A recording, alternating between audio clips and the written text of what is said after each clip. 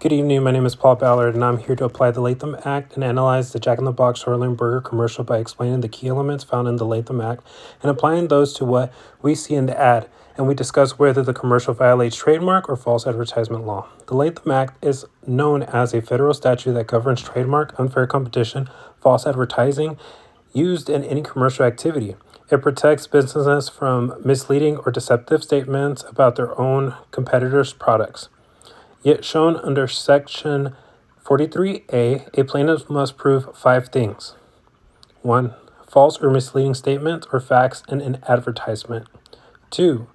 The statement is likely to deceive a significant portion of the audience. 3. The deception in material, meaning it's likely to affect consumers' decisions like buying the said product. 4. The product is sold in interstate commerce. And 5. The plaintiff suffers or is likely to suffer from harm such as lost sales or diminished goodwill. The commercial in question, Jack in the Box's clown-headed CEO proudly presents the 100% shoreline burger, pointing to its location on a butcher's cow diagram. When an employee asked him to point out whether the competitor's Angus beef come from, Jack glances at it but declines to indicate the cow's rear and responds, "I'd rather not," clearly making a point to say, "We don't serve the rear ends of animals like other competitors." Let's break this down. False or misleading statement? The ad implies not literally that the Angus beef could come from the cow's Angus, or misleading the innuendo.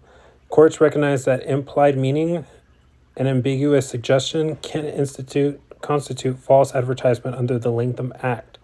Likely to deceive?